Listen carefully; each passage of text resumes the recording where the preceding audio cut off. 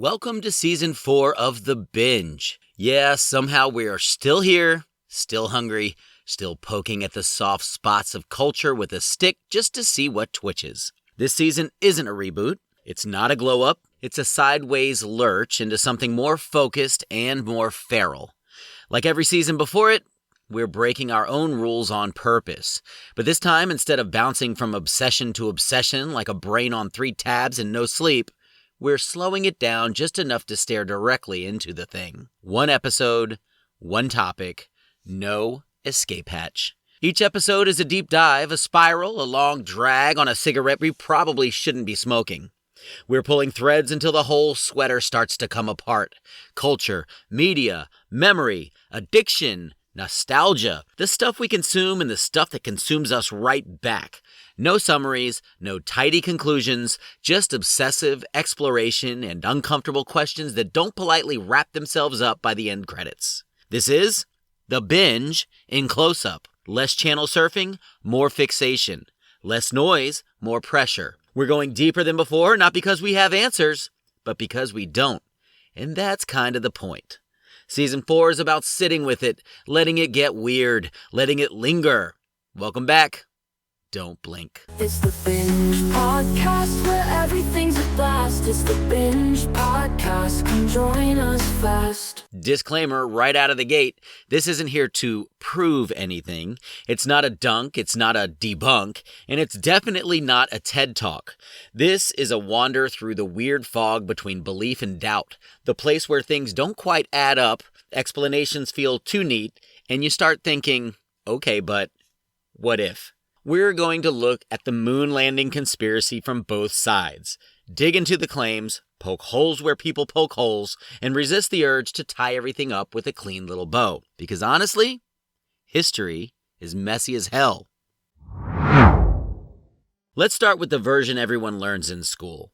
The clean, heroic version that fits nicely on a poster. In 1969, humanity strapped 3 dudes into a metal can, blasted them off a planet that's already ripping through space at insane speed, and aimed them at a glowing rock 250,000 miles away, landed them there, let them walk around without dying, and brought them home. Just saying that out loud still sounds fake. According to NASA, this was the result of more than a decade of brutal trial and error. Rockets exploded, astronauts died, the Apollo 1 fire alone killed 3 men on the launch pad during a routine test. The program wasn't some smooth, elegant march toward destiny. It was chaos, slowly beaten into something that mostly worked. The technology was primitive by today's standards, but it was purpose-built. The Apollo guidance computer didn't need to run TikTok or process memes. It needed to do one thing, not screw up orbital math. It ran on rope memory, literal wires woven by hand. Human error was baked into the process, which is insane, but also weirdly honest. And the stakes? Astronomical. This wasn't just science, it was politics with rockets. The Cold War had turned space into a scoreboard.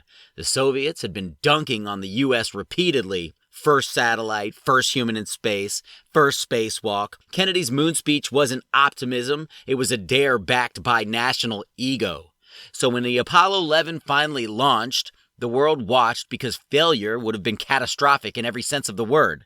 Not just dead astronauts, dead credibility. And yet, according to the official story, it worked. Cleanly enough that the astronauts could crack jokes. Cleanly enough that the footage could be broadcast live. Cleanly enough that the mission became myth almost immediately. But here's where the discomfort starts creeping in. If this was humanity's greatest technological achievement, why does it feel so frozen in time? Why does the tech look like museum junk when the accomplishment still feels untouchable? Why do modern engineers openly admit that some Apollo-era systems can't be replicated exactly because the knowledge base dissolved when funding dried up? NASA says we stopped going because there was nothing left to prove, and it was expensive as hell.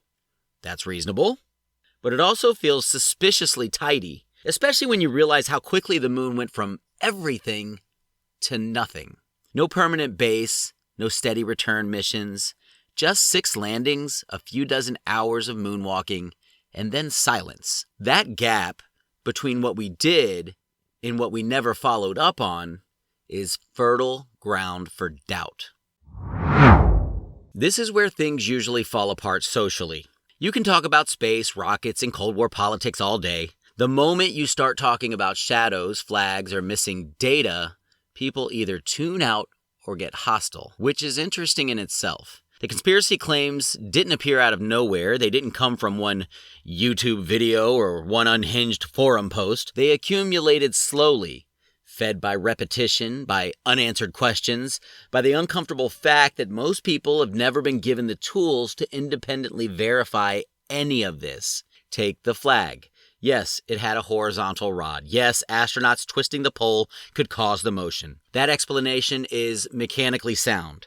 But the reason this clip refuses to die isn't ignorance, it's pattern recognition. Across multiple clips and photos, the flag behaves in ways people don't intuitively expect. It looks animated. It looks reactive. It looks like fabric responding to something invisible. NASA explains this with inertia, low gravity, and stiff material not settling the way it would on Earth. That explanation might be completely correct. But here's the problem. Humans rely on intuition long before math, and intuition hates unresolved motion. Then there's the lighting. In several photos, shadows diverge. Objects that should be swallowed by darkness remain clearly visible. Astronauts appear lit from angles that don't clearly line up with the sun's position. NASA's response, reflective lunar soil, uneven terrain, wide-angle lenses, exposure adjustments, is technically solid. Photography experts back it up. But conspiracy-minded readers see something else entirely: intentional clarity. Light placed to preserve detail, not obey a single-source environment. To them, it looks less like a harsh alien landscape and more like a set designed so nothing important disappears into the shadow. Neither interpretation is provably insane. The moon is an environment almost no one understands viscerally. We're all interpreting something fundamentally unfamiliar through Earth-trained brains. Radiation is where things get quieter and creepier. The Van Allen radiation belts don't make for dramatic footage. There's no visual cue, no spectacle, just invisible damage. Critics argue that passing through them should have caused severe harm. NASA says the Apollo missions passed through thinner regions quickly, limiting exposure, and that dosimeter data supports survivable doses. On paper, that's the end of it. In practice, it raises a more unsettling question. If this problem was solved in 1969, why does it remain one of the biggest obstacles in modern deep space planning? Mars missions, long-term lunar habitation, all of it still circles back to radiation like an unsolved curse. And then there's the evidence gap. The original Apollo 11 telemetry tapes were lost. Not hidden, not stolen, overwritten due to storage limitations. A mundane explanation that somehow makes it worse.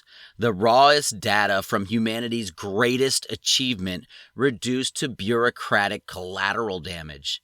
What remains are copies, broadcast footage, restorations, enhancements, each generation further removed from the source. For some people, that's fine. For others, it's unforgivable. And beneath all of this lives the most uncomfortable argument of all, the vibe problem. The astronauts seem calm. The reactions feel muted. The danger feels abstract. Of course they were trained. Of course media framing matters. Of course this is subjective. But conspiracies don't survive on equations. They survive on feelings that won't shut up. Let's assume just for a minute that deception occurred. Not necessarily a full fake, just manipulation. So number one, motive isn't really the weak point. The motive is solid: Cold War dominance, national pride, psychological warfare, the need to project superiority without blinking. Governments have lied for far less. So motive alone doesn't debunk anything. Two, the problem still looms. Here's where most hoax theories collapse. The Apollo program involved hundreds of thousands of people, independently tracking stations, foreign observers, rival nations who would have loved to expose a fraud. The Soviet Union never did. That silence matters. To fake the moon landing would require a conspiracy not just large, but disciplined across decades, across borders, across political collapse. Humans suck at that. Number 3, the messy middle hypothesis. This is where things get interesting. What if the landing happened, but the presentation was curated? What if the footage was enhanced, recreated, or supplemented to guarantee clarity?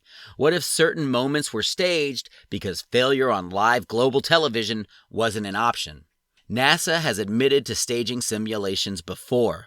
Training footage exists that looks eerily similar to broadcast material. That doesn't prove deception, but it muddies the water.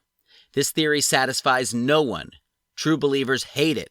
Skeptics find it too soft. But it fits how institutions actually behave.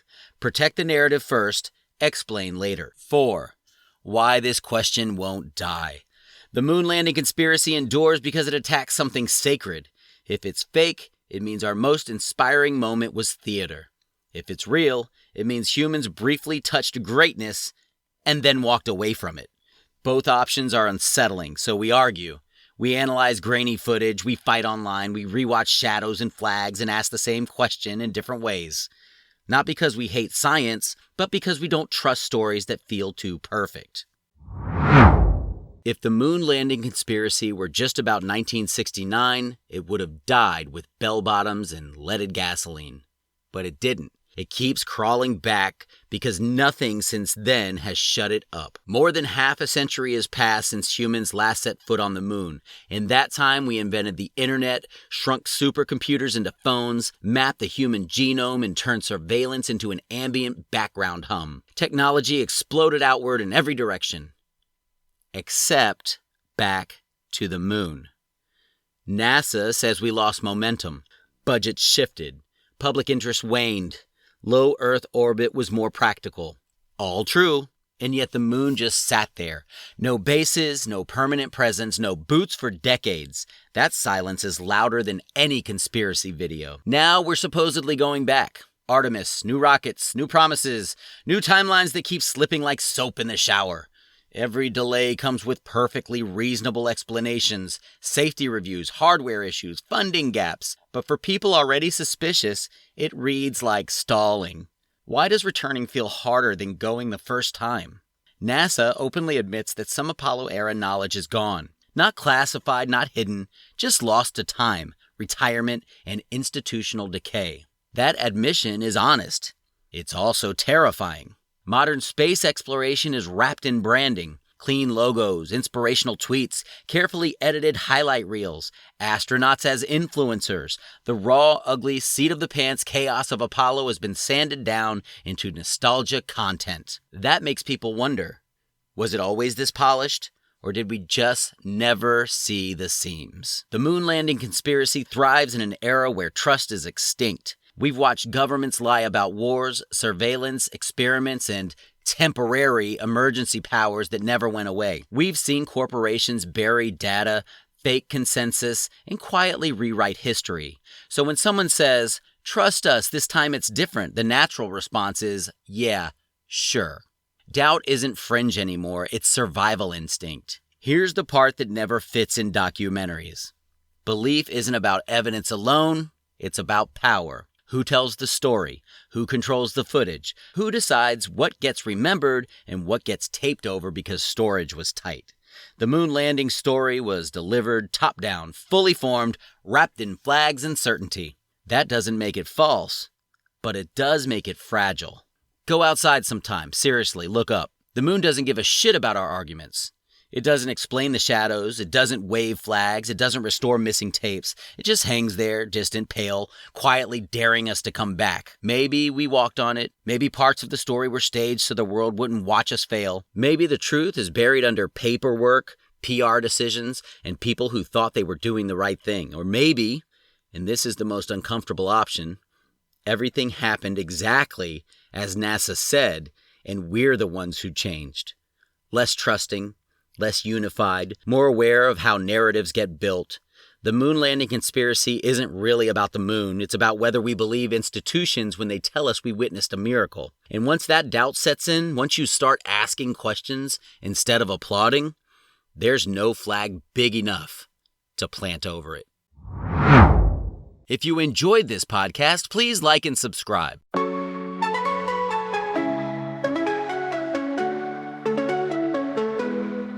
You know by now, got stories to tell, from the small to the grand, all under one spell. We talk about this, we laugh about that, from the strange to the bliss. Get ready to chat, it's the Binge Podcast, where everything's a blast. It's the Binge Podcast, come join us fast.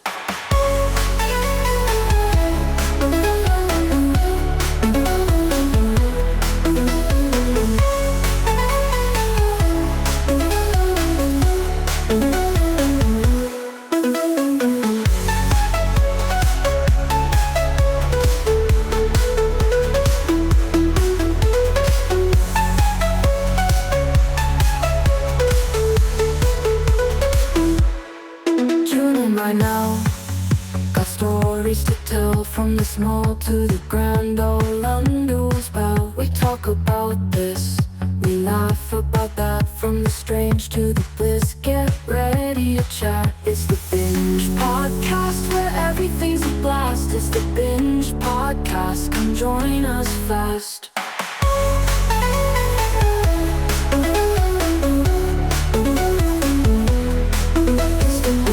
Podcast, where everything's a blast. It's the Binge Podcast, come join us fast.